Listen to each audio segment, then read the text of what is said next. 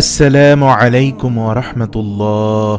সুপ্রিয় আলোর পথের দর্শক মণ্ডলী, আশা করি মহান আল্লাহ রাব্বুল আলামিনের অশেষ মেহেরবানি ও দয়ায় আপনারা সবাই ভালো আছেন। প্রিয় আলোর পথের যাত্রীবৃন্দ, পৃথিবীর ১৫০টিরও বেশি দেশে যে নামটি সবচেয়ে বেশি উচ্চারিত হচ্ছে তিনি হলেন আর্তুগুল গাজী।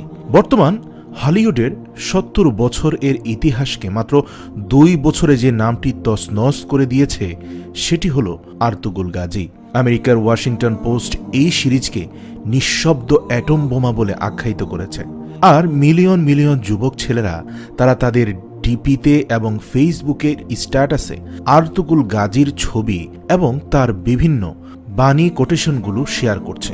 যদিও সে আর্তুগুল গাজী ১৩০০ শতাব্দীর চরিত্র, কিন্তু আজ থেকে ঘটে যাওয়া ৭০০ বছর আগের চরিত্র হঠাৎ করে কি করে আজ প্রাসঙ্গিক হয়ে উঠল এবং পৃথিবীর ইসলাম বিদ্বেষী শক্তিগুলো কেন এই ক্যারেক্টার তথা আর্তুগুল গাজীর বিরোধিতায় নেমে পড়ল, সে বিষয়টি আমাদের জানা খুবই জরুরি। সুতরাং আজকের এই ছোট্ট ভিডিও থেকে আমরা জানব আর্তুগুল গাজী কে এবং তার উত্থানের বিস্ময়কর কাহিনীর এক ঝলক। ঘটনাটি ১৩০০ শতাব্দীর, যে সময় আলেমি ইসলামী পুরো দুনিয়াতে বিভিন্ন গোত্রে গোত্রে ক্ষুদ্র ক্ষুদ্র দলে বিভক্ত হয়ে নিজেদের অস্তিত্বর সংকটে পড়ে গিয়েছিল এবং মুসলমানরা একে অন্যের পরস্পর বিরোধী হয়ে নিজেদের ভিতরে লড়াই চালু করে দিয়েছিল। অপরদিকে ঈসাই শক্তি তামাম পৃথিবীতে ঐক্যবদ্ধ হয়ে ইসলামের বিরুদ্ধে তাদের শক্তি বাড়িয়েই চলছিল। ঠিক সেরকম একটা সময়তে দুর্ধর্ষ একজন শাসক, যার নাম ছিল চেঙ্গিস খান, এর নেতৃত্বে মঙ্গল এবং তাতারিরা ইসলামের বিরুদ্ধে এবং ইসলামের দেশগুলোর উপরে হামলা শুরু করে দিয়েছিল। তাদের এই বিজয় রথ একের পর এক জয়লাভ, যেন মনে হচ্ছিল এই বিজয় রথ আর থামবে না। এইভাবে তারা জয় করতে করতে যখন চীন পর্যন্ত তারা পৌঁছে যায়, তখন তাদের হত্যালীলা বাগদাদ পর্যন্ত পৌঁছে গিয়েছিল। ফোরাত নদী ৭ দিন পর্যন্ত মুসলমানদের রক্তে লাল হয়েছিল।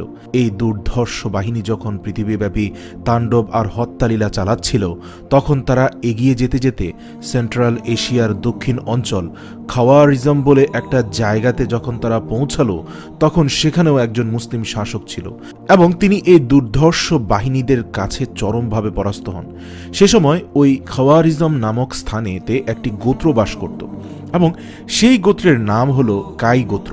যখন মঙ্গলদের দ্বারা তাঁতারিদের দ্বারা খাওয়ারিজম নামক জায়গাটি আক্রান্ত হয়, তখন কাই গোত্রের লোকেরা ওই জায়গা ছেড়ে অন্য জায়গায় চলে যায় এবং তারা অন্য জায়গায় গিয়ে বসবাস করে। এই গোত্রের বাদশাহের নাম ছিল সুলেমান শাহ, আর সুলেমান শাহ এর দ্বিতীয় পুত্রের নাম ছিল আর্তুগুল গাজী। যে আর্তুগুল গাজী এর ফ্যান বর্তমান শুধু মুসলিমরাই নয়, বরং বহু অমুসলিমরাও তার ভক্ত। তাকে দেখে, তার লাইফ স্টাইল, ক্যারেক্টার দেখে বহু অমুসলিম ইসলামের কালেমা পড়ছে। আর্তুগুল গাজী ছিলেন সুলেমান শাহ এর তৃতীয় সন্তান। সুলেমান শাহ ফরহাদ নদী অতিক্রম করার সময় হঠাৎ তিনি ডুবে মারা যান। তার মারা যাবার পরে গোত্রের লোকেরা এই দুঃসাহসিক, ইমানদার এবং অকুতভয় নওজোয়ান তরুণ আর্তুগুল গাজীকে নিজেদের গোত্রের সর্দার হিসাবে মনোনীত করে। আর্তুগুল গাজী নিজের গোত্রকে ইসলামী ভাবধারার মধ্যে পরিচালিত করতে থাকেন, কারণ আর্তুগুল গাজী এর ভেতরে ইতাতে রাসূল এবং খৌফে খোদা সর্বদা মজুদ ছিল এবং তার ভিতর তাফাক্কুর ইসলামী চিন্তাধারা সবসময় মজুদ থাকত। সেজন্য আর্তুগুল গাজী সবসময় চাইত নিজের দল এবং নিজের গোত্রের ভিতর সবসময় যেন ইসলামিক ভাবধারা বজায় রাখা যায় এবং তিনি সবসময় এই প্রচেষ্টা করতেন। একবার আর্তুগুল গাজী ৪৪৪ জন সৈনিক নিয়ে তুরস্কের দিকে যাত্রা করেছিলেন। তখন তারা আঙ্কারা নামক জঙ্গল পার হলো। তখন সেখানে তারা দুইটি বাহিনীকে লড়াই করতে দেখতে পেল। সঙ্গে সঙ্গে আর্তুগুল গাজী নিজের সেনাবাহিনীদের থামিয়ে দিয়ে বিষয়টি দেখতে থাকল। তিনি দেখতে পেল এক সম্প্রদায় বীর বিক্রমে যুদ্ধ করছে, তারা প্রায় জয়ের মুখোমুখি। অপর দিকে আরেকটি সম্প্রদায় ধীরে ধীরে পরাজিত হতে শুরু করেছে। আর্তুগুল গাজী তৎক্ষণাৎ বিলম্বিত না করে সিদ্ধান্ত নিল যে আমাদেরকে পরাজিত মুসলিমের সাথে দিতে হবে। এই চিন্তা ভাবনা করেই সঙ্গে সঙ্গে তিনি মুসলিমের সাথে যুদ্ধে জড়িয়ে গেলেন এবং ৪৪৪ জন সৈন্য নিয়ে দুর্ধর্ষ সেই বিজয়ী দলের উপর ঝাঁপিয়ে পড়লেন। যখনই তিনি ঝাঁপিয়ে পড়েছেন, তৎক্ষণাৎ মুহূর্তের ভিতর খেলা চেঞ্জ হয়ে গিয়েছে। সঙ্গে সঙ্গে খেলা ঘুরে যেতে শুরু করলো। যারা হেরে যাচ্ছিল তারা জিততে শুরু করলো এবং যারা জিতে যাচ্ছিল তারা হেরে যেতে লাগলো। ফলে কিছুক্ষণের ভেতরে জিতে যাওয়া বাহিনীটি ময়দান ছেড়ে পলায়ন করে। সর্বশেষে আর্তুগুল গাজী সহ তার দলের সেনাবাহিনীর জয় লাভ হয়। যুদ্ধ যখন শেষ হলো, তখন হেরে যাওয়া দলটিকে উপকার করা নতুন এই আর্তুগুলের দলের সর্দার তথা আর্তুগুল গাজীকে অপর দলের সর্দার জিজ্ঞেস করতে লাগলেন, আপনি কে, আর এভাবে আপনি আমাদের সহযোগিতা করলেন কেন? আর্তুগুল গাজী বললেন, দেখুন, আমি মজলুমের পাশে দাঁড়িয়েছি এবং আমি এটি মানবতার খাতিরেই করেছি। এতে সে দলের সর্দার এত খুশি হলেন যে তিনি বললেন, যাও আর্তুগুল গাজী, আমি তোমাকে আমার এই পাহাড়ি অঞ্চলটি, যেটি আমার সাম্রাজ্যের একটি বিশাল অংশ, সেটি আমি তোমাকে উপহার দিলাম। তুমি এখানে বসবাস করবে তোমার কাবিলাকে নিয়ে। তবে একটাই শর্ত, আমার পার্শ্ববর্তী রোম সাম্রাজ্য আছে। রোমানরা যাতে তাদের প্রবল ক্ষমতা নিয়ে আমাদের উপর আক্রমণ করতে না পারে, তাই তুমি এই জায়গাটাতে শক্ত খুঁটি হয়ে দাঁড়াবে। আর্তুগুল গাজী রাজি হলেন এবং সে পাহাড়ি অঞ্চলে তিনি একটি ইসলামী শাসন কায়েম করলেন এবং তিনি সেখানে খুঁটি গেড়ে বসে রইলেন। আর্তুগুল গাজী এর ভেতরে যে ইমানের জাজবা ছিল, যেরূপ আল্লাহ তাআলার উপর ভরসা ছিল, যে তাওয়াক্কুল ছিল, যে স্বপ্ন ছিল, আর্তুগুল গাজী তার জীবনে একটি বিশেষ স্বপ্ন দেখেছিলেন। তিনি স্বপ্ন দেখেছিলেন যে তার শরীরের ভেতর থেকে একটি চাঁদ আর একটি গাছ দুটি বের হয়ে যাচ্ছে। চাঁদের আলো পৃথিবী জুড়িয়ে ছড়িয়ে পড়ছে আর গাছের ডালপালা পৃথিবী জুড়ে ছড়িয়ে রয়েছে। সেই যুগের একটি মস্ত বড় আল্লাহওয়ালা মানুষকে আর্তুগুল গাজী জিজ্ঞাসা করেছিলেন, আমার স্বপ্নের তাবির কি? তখন তিনি বলেছিলেন, আর্তুগুল, তুমি জীবনে পৃথিবীর বিশাল অংশের সাম্রাজ্যের মালিক হবে এবং পৃথিবী জুড়ে তোমার বংশধর বিরাট সালতানাত কায়েম করবে। তুমি ইসলামের জন্য কাজ করবে আর ইসলামের জন্য তোমাকে কবুল করে নেওয়া হয়েছে। আর্তুগুল স্বপ্নে দেখেছিলেন 4টি পাহাড়, 4টি সমুদ্রকে। সে 4টি পাহাড় ছিল তুর, কাফ, বালকান এবং আটলান্টিক। সেই সাথে 4টি সমুদ্র ছিল যথা তাজলা, ফরহাদ, নীল ও দানিউব। এই 4 সমুদ্র আর 4 পাহাড় জুড়ে আর্তুগুলের বিশাল সাম্রাজ্য ছিল। আর্তুগুল যতদিন যাচ্ছে তত পৃথিবীতে একটি শক্তিধর সম্রাটে পরিণত হচ্ছে। আর্তুগুলের ভিতরে তাওয়াক্কালতু আলাল্লাহ বা আল্লাহর উপরে ভরসা ছিল প্রবল।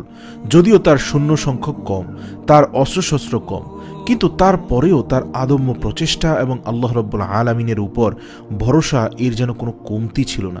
আর্তুগুল মনে করতেন যে হকের রাস্তায় চলে আল্লাহ তাকে কোনোদিন একা ছেড়ে দেন না। তার এই বিশ্বাসের কারণে তিনি ময়দানে নেমে পড়েছিলেন এবং পৃথিবীর বুকে তিনি ইসলামের পতাকা উড়ানোর প্রচেষ্টা চালিয়ে যাচ্ছিলেন। ফলে পাশাপাশি তিনি যেখানে যেতেন সেখানে সেই দেশকে জয়লাভ করতেন এবং সেখানে ইসলামের ঝান্ডা উড়িয়ে দিতেন। এভাবে আর্তুগুলের বিজয় রথ এমনভাবে পৃথিবী জুড়ে ছড়িয়ে পড়ল যে আর্তুগুল ইন্তেকালের আগে পৃথিবীর বিরাট এক অংশে ইসলামের পতাকা উড্ডীয়মান হল। এই আর্তুগুল গাজী তার মৃত্যুর পরে তার ছোট পুত্র ওসমান পিতার সিংহাসনে আরোহণ করে। ওসমান একদিকে ছিলেন বাবার মতো আদিল, সাচ্চা, ইমানদার, আল্লাহভীরু একজন মানুষ। তিনি সিদ্ধান্ত নেন যে আমার এই বিশাল সাম্রাজ্যে আমি ইসলামিক খেলাফতকে ফিরিয়ে আনব। এই চিন্তা ভাবনা করে তিনি নতুন একটি ইসলামী খেলাফতের ভিত্তি স্থাপন করেন। সে ভিত্তি স্থাপিত খেলাফতের নাম খেলাফতে ওসমানিয়া। সেই ওসমানী খেলাফতটি স্থাপিত করার পর খলিফা ওসমান তিনি পৃথিবীতে তার বিজয় রথ শুরু করে দেন। তিনিও জয়লাভ করতে থাকেন পৃথিবীর বিভিন্ন ভূখণ্ড। জয়লাভ করতে করতে বর্তমান 40টি দেশের যতটুকু ভূখণ্ড আছে, তৎকালীন সময় ওসমানীয় খেলাফতের একার ভূখণ্ড ছিল ঠিক ততটুকু। এমনকি হেজাজ তথা মক্কা মদিনার শাসন ক্ষমতাও ওসমানীয়দের হাতে ছিল। তাই আজও পর্যন্ত মক্কাতুল মুকাররমায় এবং মদিনাতুল মুনাওয়ারায় যদি কোনো সংস্কার হয়, তাহলে সেই সংস্কারের ধ্বংসাবশেষ তুর্কিরা জাহাজে করে নিয়ে তাদের জাদুঘরে রেখে দেয়। আজও তুর্কি কামনা করে যে তাদের পুরনো ক্ষমতা আবার ফিরে আসবে এবং তারা আবার মক্কা মদিনার শাসন ক্ষমতা ফিরে পাবে। তো যাই হোক, এই হলো আর্তুগুলের পরিচয় এবং তার উত্থানের কাহিনী।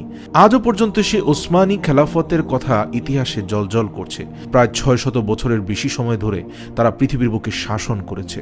পরবর্তীতে তাদের ভেতর বিলাসিতা, বিধর্মী কালচার এসে যাবার কারণে পরবর্তীতে সাম্রাজ্যটি প্রায় ধ্বংসপ্রাপ্ত হয়। কিন্তু আজ বর্তমানে এই কাহিনীটির প্রয়োজন কেন পড়ল? কারণ হচ্ছে বর্তমান পৃথিবীতে নতুন আরেকজন আর্তুগুল গাজীর উদ্ভব হয়েছে। তিনি পৃথিবীর মধ্যে ইতিমধ্যে সাড়া ফেলে দিয়েছেন। তাকে দেখলে যেন মনে হয় সেই মুসলিম সাম্রাজ্য তিনি ফিরে পেতে চান, পুরো পৃথিবীতে ইসলামের ঝান্ডা উড়াতে চান। তিনি আর কেউ নন, তিনি আর্তুগুলের নামে নামকরণ করা তার পিতামাতার একমাত্র সন্তান, তুরস্কের বর্তমান প্রেসিডেন্ট এরদোগান। তিনি কেন এই সিরিজকে মার্কেটে নিয়ে আসলেন? আপনারা অনেকে জানেন না, এই আর্তুগুল সিরিজটির পরিপূর্ণ অর্থায়ন এরদোগান নিজেই করেছেন। অর্থাৎ রাষ্ট্রীয় অর্থে এই সিরিজ নির্মিত হচ্ছে, যার কারণে এটি একটি বিগ বাজেটের সিরিজ এবং অত্যন্ত আকর্ষণীয়।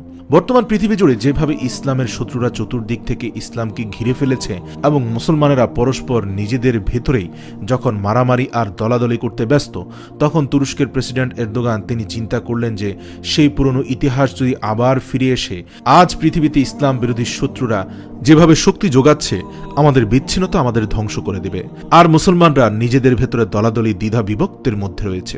এটি মুসলমানদের সবচেয়ে বড় দুর্বলতা। সুতরাং আজও যদি আরেকটি আর্তুগুল গাজীর জন্ম হয়, আজও যদি সুলতান এরদোগান তথা বর্তমান পৃথিবীর আর্তুগুল সেভাবে আবার হুঙ্কার দিয়ে ওঠে, তাহলে ক্ষতি কি? আবার মুসলমানরা সবাই একই ছায়ার নিচে জামায়াত হয়ে যাবে। সেই উদ্দেশ্যে আবার নতুন করে আর্তুগুল গাজীর যে চরিত্র ক্যারেক্টার মার্কেটে আনা হয়েছে, এবং এর ফলে মুসলমান নওজোয়ান নাসাল হলিউড বলিউডের নোংরা ফিল্ম ছেড়ে দিয়ে আর্তুগুল গাজীকে বেশি বেশি করে অ্যাপ্রিসিয়েট করছে। তার কারণ আর্তুগুলের ভেতর ইতাতে ইলাহি, মোহাব্বতে রাসূল, ইসলামী তাফাক্কুর, আল্লাহর প্রতি তাওয়াক্কুল, মিল্লি গাইরাত এবং ফালাহে ইনসানি বিন্দু বিন্দু করে ভরে দেওয়া হয়েছে। তো যাই হোক, আজকের এই ভিডিওতে আমরা যা বুঝলাম, আর্তুগুল গাজীর লাইফ স্টাইল আমাদের প্রত্যেকের জীবনে আসা উচিত, এবং আর্তুগুল গাজীর যে কোটেশনগুলো সেগুলো সোনালী হরফে লেখার মতো। আমাদের পূর্বপুরুষদের ইতিহাস বাচ্চাদের ঘুম পাড়ানোর জন্য নয়, বরং পুরুষদের জাগানোর জন্য শোনানো হয়। সুপ্রিয় আলোর পথের দর্শক মণ্ডলী, রিপোর্টের শেষ পর্যায়ে আর্তুগুল গাজীর কিছু শ্রেষ্ঠ বাণী আজ আমি আপনাদের পড়ে শোনাচ্ছি। হতে পারে আপনার হৃদয়ে কম্পন সৃষ্টি হবে, নতুন করে নিজেকে আবিষ্কার করবেন। দুর্গজয় এবং সিংহাসন লাভ উদ্দেশ্য নয়, আমাদের ঝান্ডা আল্লাহর সন্তুষ্টির জন্য, হতাশা আমাদের জন্য হারাম। খোদার রহমত হতে নিরাশ হবার কোনো হক আমাদের নাই। সত্যের পথিককে আমার রব কোনোদিন একা ছেড়ে দেন না। সারা দুনিয়া বিরোধী হয়ে গেলেও আমরা জালিমদের সমর্থন দিতে পারি না। যার স্বপ্ন নাই তার কোনো ভবিষ্যৎ নাই। আজ যদি আমরা ভয় কাপুরুষতার চুড়ি পরিধান করি, তাহলে আমাদের প্রজন্ম জালিমদের ভয়ে কাঁপতে থাকবে। দুটি হাত আমরা কখনো খালি ফিরিয়ে দেই না। বন্ধু হলে মিলিয়ে দেই, শত্রু হলে কেটে দেই। দুনিয়াতে জুলফিকারের মতো কোনো তলোয়ার নাই, আর আলীর মতো কোনো বাহাদুর নাই।